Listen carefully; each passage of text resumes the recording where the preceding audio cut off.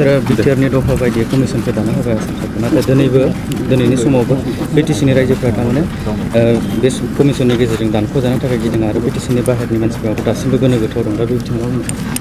बेयाव गोनो गोथो जानांगौ आरो गिनांगौ होननाय जेबो गैया मानोना कमिटिनि टार्म्स अफ रेफारेन्सआनो क्लियारखा कि जायफोर गामिया सिमानि बाहेराव दङ ट्राइबेल गामि बे हाबगोन जायफोर गामिया सिमानि सिङाव दङ बाहेरजों नांजाबना दङ गुबुन हारिनि गामि बा असमिया गामि बा बिभिन्न गामि बे दाननो हागोन बे खोथाया रोखा आरो बाहेरनियाथ' गिनांगौ जेबोआनो गैया बर' कसारि काउन्सिला जालांबाय दा नंखायनो बेफोरो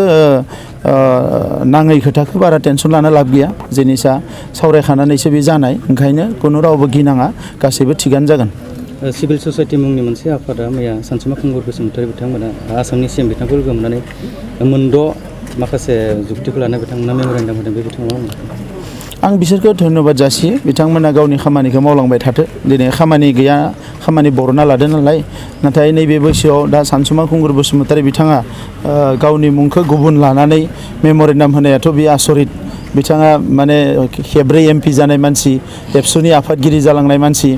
एसेबां सिनियर लिडारा दिनै गुबुन मुं लानानै मेम'रेन्डाम होनो गोनां जादों बेवहायनो बुजायदों कि बिथाङा गावनि सायाव कनफिडेन्स गैया जि खामानिखौ मावदों बेखौ बिथाङा कनफिडेन्स गैया दा नैबे समाव बारा गुन्दुगल खालामनाङा बा बेबायदि माने मानसिफोरखौ मिसलिड खालामनाङा बिएससि जाबाय बिटिसि जाबाय दा बिटिआर जाबाय जाथिया जौगालांगासिनो दङ मोनसे डाइरेक्सनाव थांगासिनो दङ दा बेखौ जोङो सानै हयै गावनि हारिनि जौगानो थाखाय खामानि मावदों बिथांनि बिएसए एकर्डआव बेबायदि जेबो गोहो गैयामोन नाथाय जोङो रावबो बेबायदि मेम'रेन्डाम लिरनानै बुङाखैमोन कि जोंनो बेखौ माने ओरै खालामनांगौ अट'मेटिकेलि आन्दलना जाबोदोंमोन दा दिनैनि समाव बिटिआरआव जिखिनि मोजां माने माखासे मोन्थायफोर दङ बेखौ इमप्लिमेन्ट जाग्रोनो हो बेनि उनाव मोजां जायाबा बिथाङा बुंबानो जाबाय कख्लाबारि बियाबाव नोंथांखौ मोसौ बोराय बायदि फेजेनगोन होननानै बिपिएफ दोलोनिफ्राय मस्ट वेलकाम मोसौ बोराय बायदि फोजेनो ना मोसौ गोरलै बायदि फोजेनो आंहा बेजों बुंनांगौ खोथा गैया आङो वेलकाम खालामो डेम'क्रेसियावथ' जेननाय देरहाना थाखायो दा बिथांमोननि थाखाय देरहानांगौआ एकदम जेरैखि जाया जिउ थैस' थांस'नि बाथ्रा आंनि थाखाय बेबायदि नङा आङो हारिनि सिबिनो फैदों हारिनि खामानि मावनो फैदों ओनसोलनि खामानि मावनो फैदों आं मावगोन आब' अनजालि दैमारिया कमिसन दानाया भुल जादों गोरोन्थि जादों मोजां जादों बिनि सायाव आब' अनजलिया डेम'क्रेटिक हिसाबै बेहा कमेन्ट खालामनांगौ दङ खिन्थु जों जायफोर सुक्ति खालामग्रा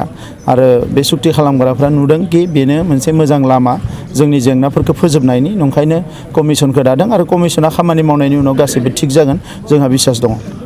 जोङो हारसिङैनो सरकार दानो जेसेबां सिट नांगौ बेखौ मोनगोन बेनिख्रुइ बांसिन सिटखौसो जों मोनगोन दा रायजो राजाफ्रा एबार सोलायनाय लुबैदों 17 बोसोर बिपिएफनि सोबख'नाय थगायनाय नासयनाय गावबा गावनि गेजेराव गादबलायनाय हिंसा खालामनाय बेखौ रायजोफ्रा जोबोद बाबाय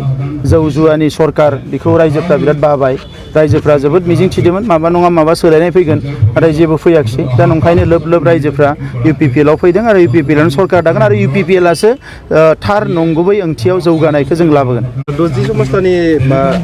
इलेक्सन जानायनि मोनसे पलिसि सोलिगासिनो दं नै 10 समस्थिनि इलेक्सन दायो जाया बेयो गोबाव सम लागोन बेवहाय गामि सोनाय दानख'नाय दङ बिनि उनाव समस्ति थिग खालामफिननांगोन डिस्ट्रिक्ट रिअर्गेनाइजेसन जागोन बे गासैबो जागोन बिनि उनावसो 10 समस्थिनि बिसायख'थिया जागोन दा 40आनो जागोन